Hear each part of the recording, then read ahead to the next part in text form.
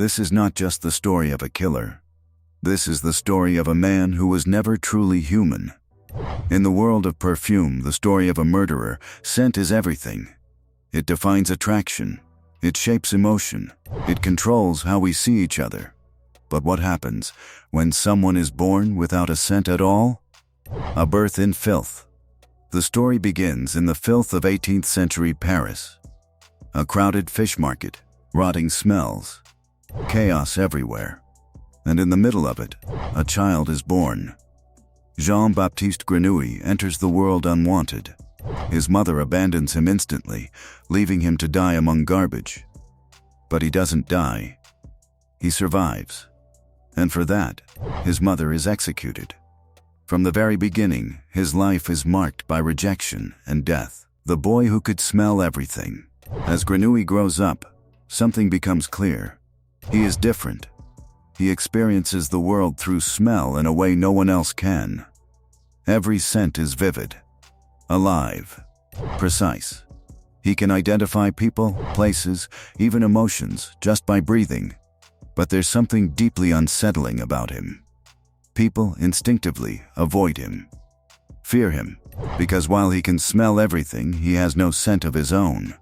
It is as if he doesn't exist. The first murder. One night everything changes. Walking through the streets of Paris, Grenouille catches a scent unlike anything he has ever known. Pure, beautiful, perfect. It belongs to a young girl. He follows her, mesmerized.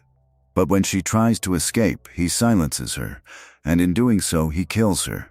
Not out of anger, not out of desire, but out of obsession. He becomes consumed by one realization: beauty can disappear, and scent fades.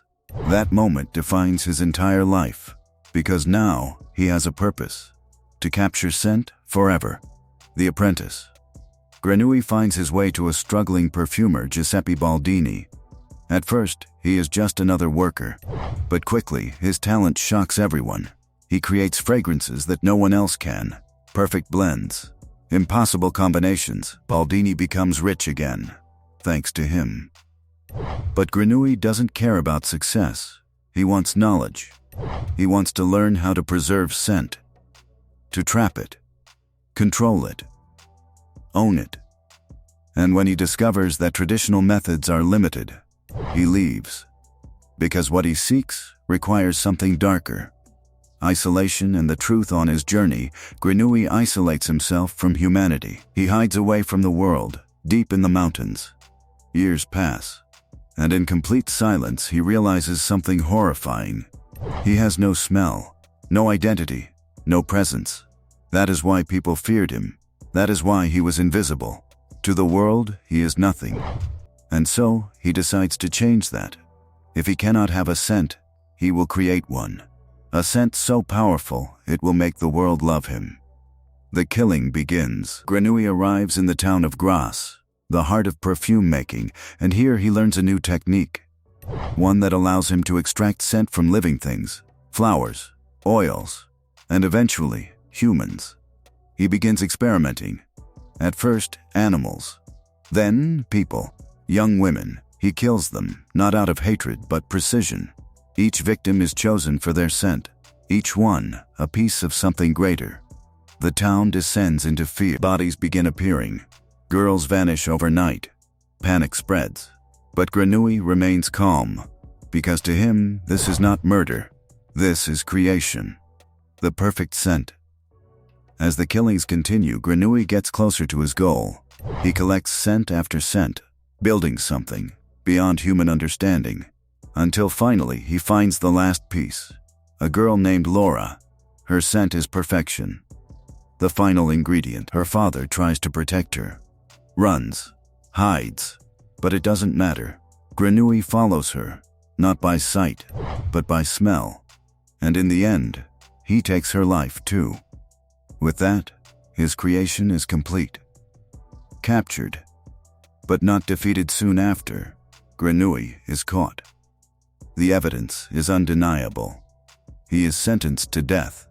The entire town gathers to watch him die. They want justice, revenge, closure, but they have no idea what he has created. The power of the perfume. On the day of his execution, Grenouille does something unexpected.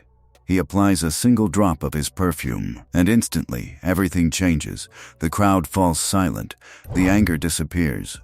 People begin to weep, to smile, to worship him, because the scent makes him appear perfect, pure, innocent. They no longer see a murderer. They see something divine, an angel.